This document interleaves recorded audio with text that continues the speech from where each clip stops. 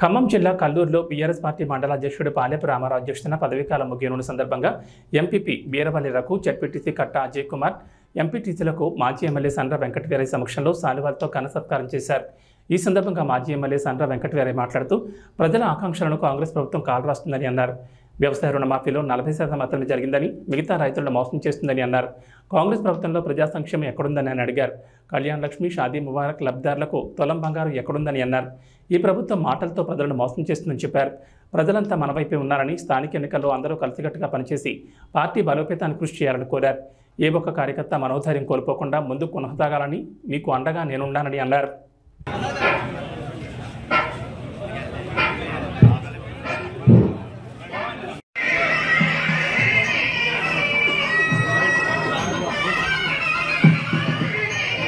ఎన్నికలు జరగక ఇలా ఊర్లలో పోతే స్పెషల్ ఆఫీసర్కి ఏం బాధ్యత ఉంటుంది? ఆ సర్పంచ్ అంటే నా ఊరిని నేను చేయకపోతే తిడతారో లేకపోతే ఏదో చేస్తారని చెప్పి అభిమానంతోనో, భయంతోనో, భక్తితోనో కొన్ని పనులు జరిగి ఇక గత సర్పంచులు చేసిన బిల్లులు నిన్న ధర్నా చేస్తే వాళ్ళకి దిక్కే ముఖ్య లేదు. ఇలా స్థానిక సంస్థల్ని బలోపేతం చేయకుండా ఏ రాష్ట్రం కూడా అభివృద్ధి జరగదు, ఏ గ్రామం కూడా అభివృద్ధి జరగదు. అందుకనే ఒక మంచి నాయకత్వం స్థానిక సంస్థల ద్వారానే వస్తారు. అందుకని అట్లాంటి స్థానిక సంస్థల ద్వారా వచ్చిన మరి మీరు దురదృష్టం ఏంటంటే ఈ పంచాయతీ వ్యవస్థలో 3 అంచెల వ్యవస్థలో ఈ ఎంపీటీసీని తీయాలని చెప్పి అనుకున్నారు. అప్పుడు పెట్టినాక మణిశంకర్ అయ్యర్ గారు ఒప్పుకోలేదు. ఇది రాజీవ్ గాంధీ గారు ఆత్మ ఘోషిస్తుంది, మీరు తీస్తని చెప్పి పార్లమెంట్లో కాంగ్రెస్ బిల్లు పెట్టాలంటే అప్పుడు అడ్డుకుంటే అది ఆగిపోయింది. పదవి అవుతుంది కానీ దానికి నిధులు లేవు, బాధ్యతలు లేవు. అందుకే మనమన్నా అలా 10 లక్షల రూపాయలు ఎంపీటీసీల సింగరేణి ఫండ్స్ ఇచ్చింది మన కాన్ఫరెన్స్. ఎంపీటీసీని గౌరవించాలని మన పదవి ఉంటుంది కానీ మండలానికి ఎప్పుడు వస్తుందో ఎప్పుడు ఏం జరుగుతుందో తెలియదు. 2-3 లక్షలు వస్తే పంచితే 5,000 కూడా రావు ఎంపీటీసీలకి. జెడ్పీటీసీలు కూడా జిల్లా పరిషత్తులో వచ్చిన నిధుల్ని కొంత ఇవ్వటం తప్ప ప్రత్యేకంగా స్థానిక సంస్థల నిధుల మీద కొంత దృష్టి జరగలే. ఇంకా మరి ఎన్నికలు లేట్ అయితే ఎందుకంటే మేము బీసీ రిజర్వేషన్లు చేసిన తర్వాత ఎన్నికలు పెడతామని ప్రభుత్వం చెప్పింది. ఆ మాట చెప్పగానే వాళ్ళు మళ్ళీ సాయంత్రం ప్రెస్ మీట్ పెట్టి మన మీద విమర్శిస్తారు. కానీ ఇది నగ్న సత్యం. ఊర్లలో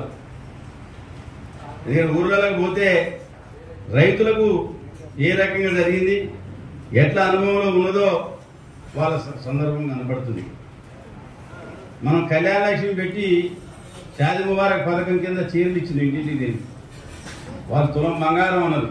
మరి పెళ్లిళ్ళు కాలేదా? కాంగ్రెస్ ప్రభుత్వం వచ్చినాక పెళ్లిళ్ళు కాలేదా? మనం ఎన్ని పెళ్లిళ్ళు అయిపోలే. మరి తులం బంగారం ఎడిపోయింది. ఆ రోజు చెప్పారు మీరు భూమి లేని వాళ్ళకి ఏం చేయాలి, రైతులు చుట్టే తిరుగుతుంది ఈ ప్రభుత్వం అన్నారు. మరి అలా భూమి లేని నిరుపేదలకు ఈ ప్రభుత్వం 15,000 ఇస్తున్నారు, కౌలు రైతులకు ఇస్తున్నారు. లాస్ట్కి ఇలా రైతు బంధు ఎత్తేసి ఆ డబ్బులతో రుణమాఫీ చేసింది తప్ప వాళ్ళు కొత్తగా చేయలే. ఇలా ముసలిలో పెన్షన్ 2 నెలలు దాటింది. ఇది అవునా కాదా మన మాజీ సర్పంచులు కానీ ఎంపీటీసీలు చెప్పాలి. 2 నెలలు దాటింది అంతేనా వెనుకటి సర్పంచ్ గారు? ఇంతవరకు వాళ్ళు అవి 4,000 కోట్లు, ఈ 8,000 కోట్లు అవి 4,000 అవే ఆపేసింది తప్ప అదనంగా మేము వాళ్ళు సాధించింది లేదు. ఈ 2 కాదు, కళ్యాణ లక్ష్మి గురించి చెప్పినాం, అది ఏ రకంగా జరుగుతుందో, భూమి లేని పేదల గురించి చెప్పినాం. వాళ్ళు కూడా అధికారంలోకి వచ్చి ఇప్పుడు 8 నెలలు దాటుతుంది. వాళ్ళు కూడా ఈ రుణమాఫీ చుట్టే రాష్ట్రాన్ని తిప్పుతున్నారు తప్ప భూమి లేని నిరుపేదల మీద మాట్లాడలా, ఇచ్చిన హామీల గురించి మాట్లాడలా. నేను జాబ్ క్యాలెండర్ ప్రకటించిన ఏ ఉద్యోగం ఎన్ని ఖాళీలు ఉన్నాయో అవి ప్రకటించలే. ఇదే జాబ్ క్యాలెండర్ ప్రకటించింది తప్ప పోస్టులు ఇగో ఫలాని పోస్టులు ఇన్ని ఉన్నాయి, ఫలాని పోస్టులు ఇన్ని ఉన్నాయని చెప్పాలి కదా, ప్రకటించాలి కదా. ప్రకటించకుండా గతంలో కేసీఆర్ గారు ఉన్నప్పుడు నియామకాలు జరిగి రకరకాల కారణాలు ఆగిపోయిన వాళ్ళకి ఇప్పుడు నియామక పత్రాలు ఇచ్చి మేము ఇచ్చినామని చెప్పి చెప్తున్నారు. ఇగో నువ్వు ఇంత లోన్ తీసుకున్నావు, నీకు రుణమాఫీ అయిందా లేదని మీరు ఇంటింటికి తిరగలిగితే మంచిదే. చాలా మంది సలహా ఇచ్చారు మాకు. కాకపోతే మీకు అప్పుడే అంత పెద్ద పని పెడితే చేస్తూ చేయరని నేను ఇంకా నిర్ణయం తీసుకోలే. కానీ మనం ఇంటింటికి వెళ్ళి వాళ్ళ దగ్గర కూర్చోవాలి, రైతుల దగ్గర, భూమి లేని పేదల దగ్గర కూర్చోవాలా. మీకు 15,000 ఇస్తున్నాను, మరి మీకు ఇయ్యలే.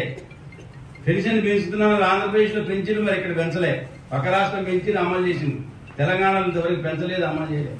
పైగా రెగ్యులర్ గా పెన్షనే రావట్లే. ఇట్లా మనం చాలా కార్యక్రమాలు చెప్పుకునే దానికోసం అవకాశం ఉంటుంది, వీలుంటుంది. మీరు అసెంబ్లీ చూశారు ఏం భాష మాట్లాడుతుంది. మహిళా ఎమ్మెల్యేలను ఎట్లా అవమానించారు. మన పార్టీలో గెలిచిన ఎమ్మెల్యే ఇంకా పార్టీ మారి మళ్ళీ రిజైన్ చేసి పోకుండా మళ్ళీ ఏం చెప్తుందంటే బండబూతులు తిట్టింది నేను. అంటే ఏ రకంగా సభ్యత సంస్కారం లేకుండా వాళ్ళు మాట్లాడుతున్నారో ప్రజలు గమనిస్తున్నారు. కాకపోతే ఒకేసారి ప్రజలు మన ముందు ప్రదర్శించరు.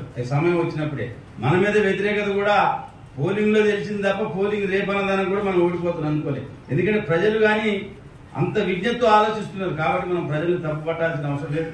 మన పరిపాలన ఏం లోపాలు జరిగినాయి, మనకేం తప్పు జరిగినాయో మనం సమీక్షించుకొని భవిష్యత్తులో తప్పనిసరిగా మంచి నిర్ణయాలు తీసుకొని ప్రజల విశ్వాసం చూరగొనే విధంగా ఈ ఓటమికి మనం ప్రజలను బాధ్యత చేయటం కాదు, మనం తప్పెంతుందనేది మనకు మనం తెలుసుకుని తప్పనిసరిగా ఒక మంచి మార్గంలో పయనించే విధంగా చూడాలని చెప్పి కోరుతూ ఇవాళ ఎంపీటీసీ సభ్యులుగా ఎవరైతే ఉన్నారో వారందరికీ మరి అభినందన కార్యక్రమం మన జెడ్పీటీసీ గారికి, ఎంపీపీ గారికి, వైస్ ఎంపీపీ గారికి కూడా పెట్టాం. ఒకవేళ భార్యాభర్త